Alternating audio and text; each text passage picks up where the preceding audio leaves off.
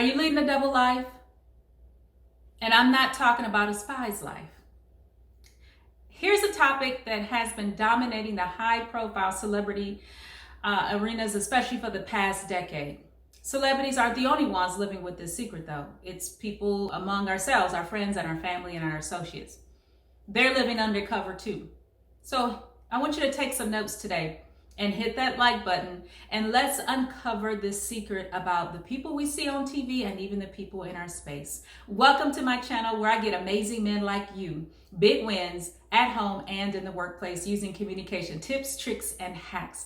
And if you know me by now, you know that I'm going to take a deep dive into the deets to help you because I appreciate you. I'm so happy that you're here watching my channel that I would absolutely love for you to subscribe. Okay, this can be a difficult topic for some. Maybe some have never even heard of it, but I'm going to go into some details today. We're going to talk about whether sex addiction is real or not. Some folks don't believe it is real, like some unnamed people in my family. Even though I was once a sex addiction therapist, they still ask me the same question. How could that possibly be? Is it real? For some people, it isn't an easy subject because they may be experiencing it on their own or they have a family member. If this video is hard to watch, I want to support you to click it off and watch another one of my videos. This is not meant to cause pain or hurt, but I just want to bring this situation to light. Also, if you stick around, I'm going to talk about why this is such a big deal for many people and the reason that they keep it undercover, and to talk about a couple celebrities who are in denial or who have had such a lavish lifestyle as a sex addict. 80 to 85% of people who are sex addicts have experienced some type of trauma themselves. They've been abused in some way, or they've been in a home where they've had caregivers who have been alcoholics or dealing with some type of abuse themselves, and then the person or the child gets sort of like a byproduct of those experiences and their own behaviors that show up today. So I want you to stick around. Let's go over some criterias or identifiers for people who are dealing with this. So take some notes and let's get ready and let's jump in. So here we go. Here is the first key factor that we're going to look at. Anonymous hookups. Although everybody is sleeping with everyone and you don't have to know them for a long time, it's still a very dangerous game to play.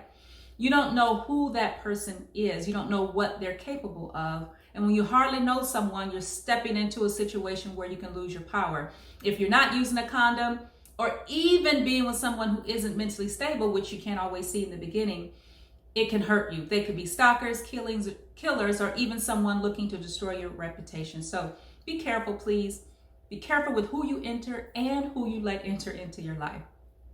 These aren't the Woodstock days like back in the 1960s where there was free love and everybody was happy and loving and passionate and peaceful. Today, you can actually set yourself up for a death sentence.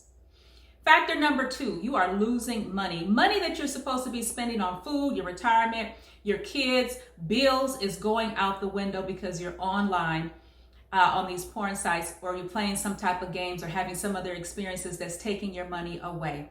Maybe a person who has these tendencies might not think that this is a big deal. In their mind, they're always thinking they can make it up or they can get it later. But they also start lying about their situations, where the money went, where their time is, and what's happening in their own head is not adding up. They're headed for a financial downfall.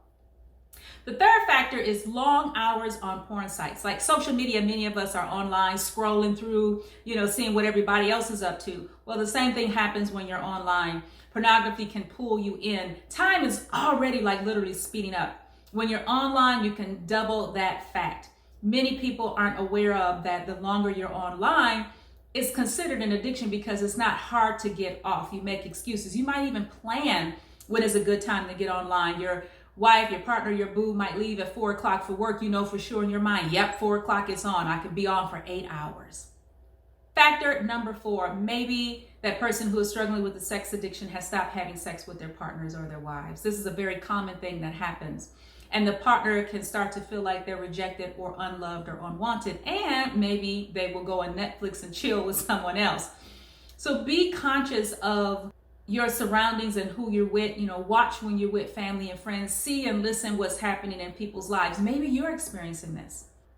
Factor number 5, maybe someone is living a double life. They're struggling internally, knowing that what they're doing is not okay, but they're always justifying their actions. And then the people around them are also suffering because maybe you're not showing up for your usual social time or your family time or even work. The behaviors become more obvious to people around you. But if you're a person struggling with this, it might not be obvious to you that something is wrong. Also, there are other things and factors to consider when you have compulsive behaviors. Gambling problems, lying, over-exercising, overeating, and you may even have substance abuse. So these are signs to look out for along with those compulsive behaviors. Not everybody will have both a sex addiction and one of the other issues that I mentioned. The brain lights up the same way as a person who's addicted to substances. There's no difference. The brain was wired in a certain way and patterns to get to being an addict or having compulsive behaviors. And now it has to be rewired to fill in with more healthier behaviors to stop the acting out. Now, a small number of people are able to quit cold turkey, but not many. Many will need mental health services. R. Kelly, for a long time, had a tumultuous and tough childhood. Russell Brand, on the other hand, had an elaborate sex life. So does sex addiction really exist? Many people are still in denial and struggling with this, and they need help. Sex addiction is real. Do you know someone who might be in denial or struggling? Now, I only mentioned 5 factors. And as a recap, those factors are someone who's hooking up anonymously with people, losing money, someone who is excessively online watching pornography, someone who's withdrawn sex from their wife or partner, and somebody who could be living a double life. Now, maybe you know someone, or maybe it might be you. What is it that you've learned about today that you didn't know before about sex addiction? If you find this interesting or the video helpful, please share it out with others on Facebook, Twitter, Instagram, and all other places that people might find this information useful. I want to grow our community because it's so imperative that we learn about stuff that's happening in the world and things that can help us.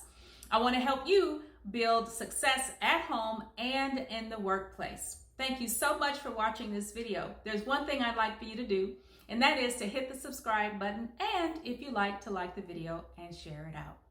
With big respects, I appreciate you. I'll see you in the next video.